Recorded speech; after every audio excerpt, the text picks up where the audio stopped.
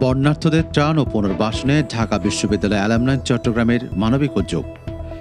সাম্প্রতিক বন্যায় ক্ষতিগ্রস্ত মানুষের পাশে দাঁড়িয়েছে ঢাকা বিশ্ববিদ্যালয় অ্যালামনাই চট্টগ্রাম। সংগঠনটির উদ্যোগে চট্টগ্রাম বন্যা কবলিত বাঁশখালী এলাকায় চাম্বল উচ্চ বিদ্যালয় প্রাঙ্গণে ত্রাণ ও পুনর্বাসন সহায়তা কর্মসূচি অনুষ্ঠিত হয়েছে। কর্মসূচির আওতায় স্বজন হারানো পরিবারগুলোর প্রত্যেককে 15,000 টাকা এবং বন্যায় গৃহহীন পরিবারগুলোর প্রত্যেককে 10,000 টাকা করে আর্থিক সহায়তা প্রদান করা হয়। এ সময় বক্তারা বলেন, মানবিক দায়িত্ববোধ থেকেই বন্যা দুর্গত মানুষের পাশে দাঁড়ানোর এই উদ্যোগ গ্রহণ করা হয়েছে। তারা জানান, শুধু দুর্যোগকালেই নয়, ভবিষ্যতেও যে কোনো মানবিক সংকটে অসহায় মানুষের পাশে থেকে সহযোগিতার এই ধারা অব্যাহত রাখবে ঢাকা বিশ্ববিদ্যালয় অ্যালামনাই চট্টগ্রাম।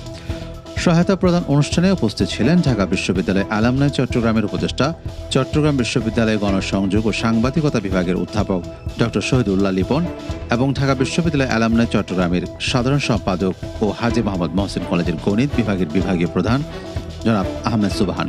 এছাড়াও চট্টগ্রামে বসবাসরত ঢাকা বিশ্ববিদ্যালয়ের সাবেক শিক্ষার্থীবৃন্দ, চাম্বল উচ্চ বিদ্যালয়ের প্রধান শিক্ষক জনাব মোহাম্মদ রেজাউল করিম, বিশিষ্ট ব্যক্তিবর্গ, স্থানীয় গণমাধ্যম ব্যক্তি ও স্বেচ্ছাসেবকরা অনুষ্ঠানে উপস্থিত ছিলেন।